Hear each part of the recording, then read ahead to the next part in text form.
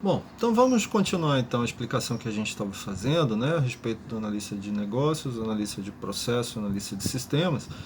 E aí a gente chega para falar um pouco sobre o que é processos, né? O que é isso que a gente está falando tanto de processo? A gente já falou isso um pouco naquelas primeiras gravações que a gente fez, o nosso primeiro contato lá na nossa aula, sim, no nosso momento síncrono, na nossa aula.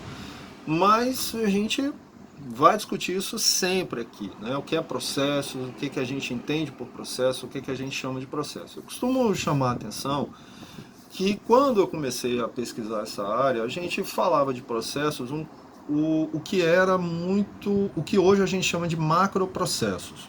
Quer dizer, processo é todo conjunto de atividades onde eu tenho uma entrada, eu tenho um processamento e tenho uma saída.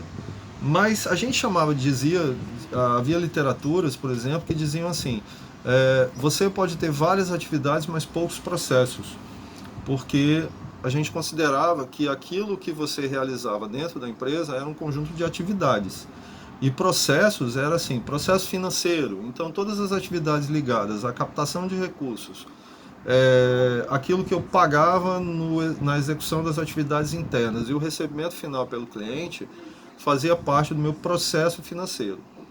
E o processo de produção, por exemplo, era captação de matéria-prima, processamento da matéria-prima e entrega do produto final.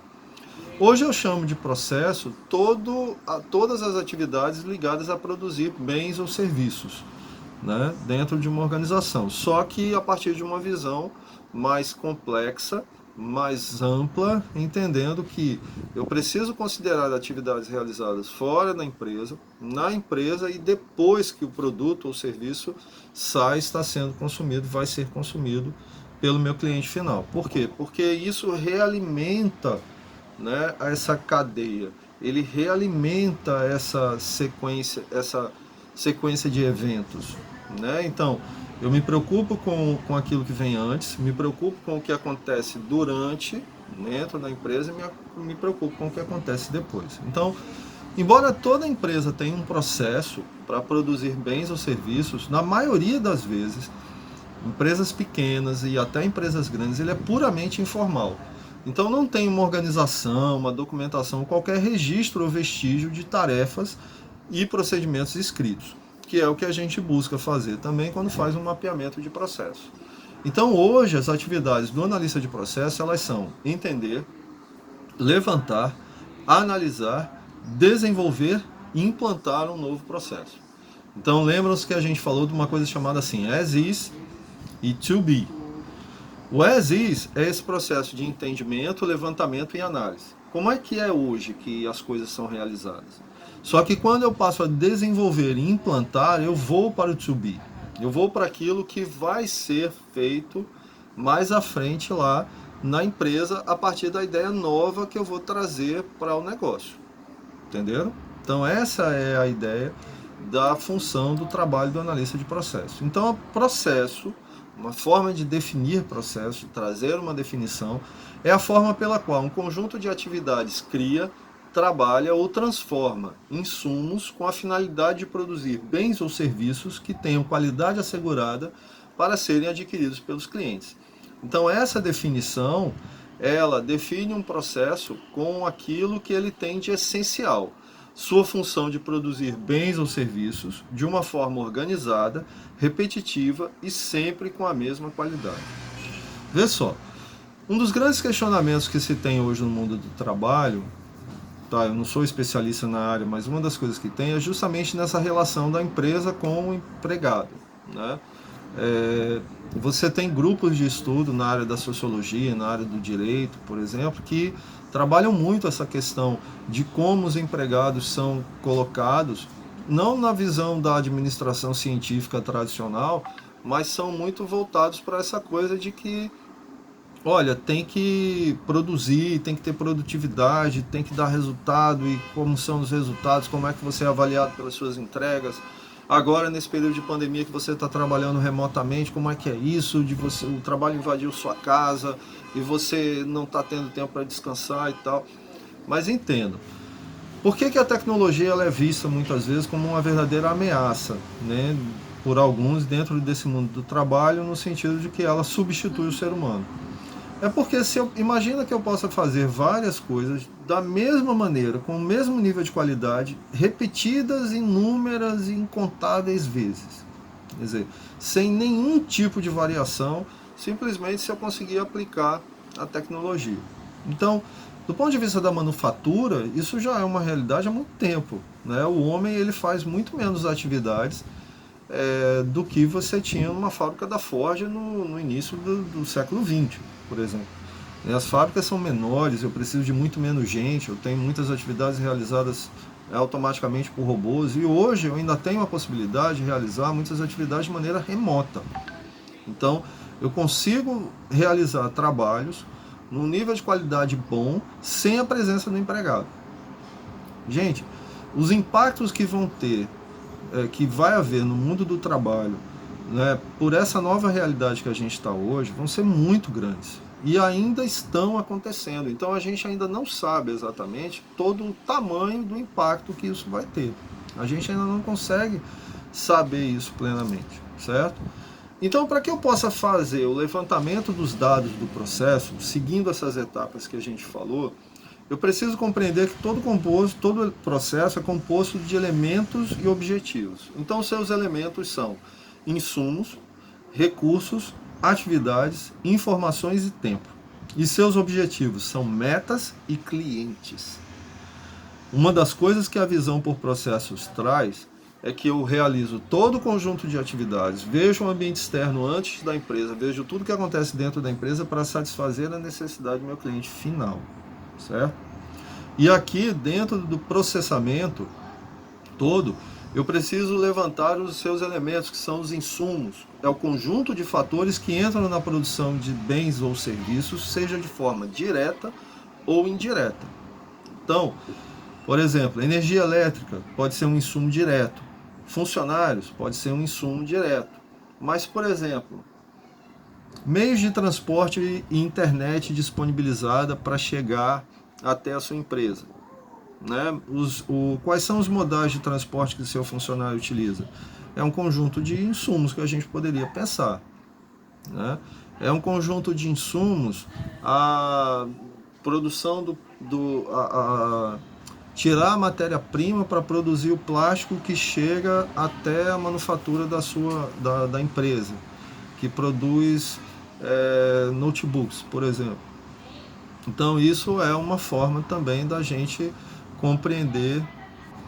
Então isso são formas da gente compreender insumos, certo?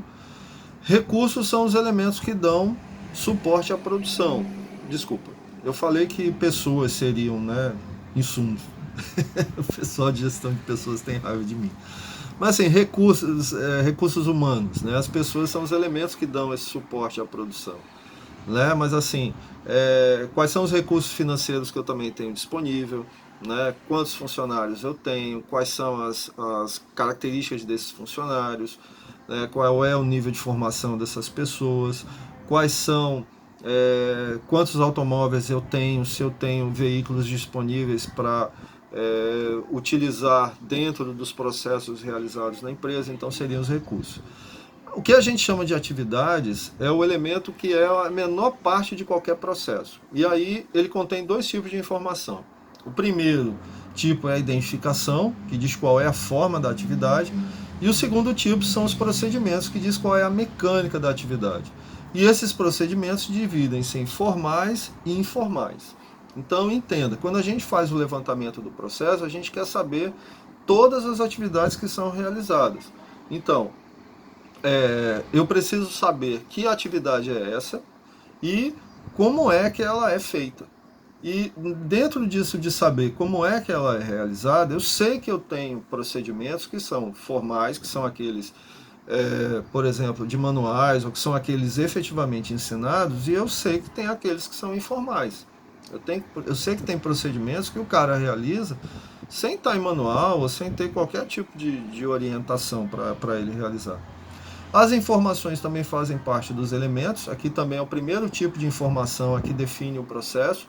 né? Então, quando a gente vai fazer o levantamento, a gente senta, a gente procura conversar, a gente vai ver daqui a pouco que formas de levantamento de processo, tem entrevistas.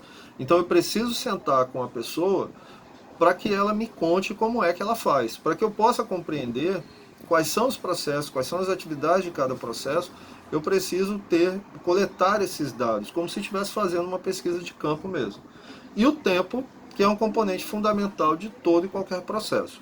Então, quanto tempo eu gasto para cumprir uma determinada atividade? Quanto tempo eu levo para fazer alguma coisa? Né? Às vezes eu tenho prazos, por exemplo, que são muito longos, dadas todas as possibilidades que eu tenho hoje, né, para realizar uma tarefa, eu tenho prazos que se estendem demais. Então, o tempo envolvido na realização de uma atividade, a gente também vai ver no decorrer da disciplina, que também é um fator muito importante.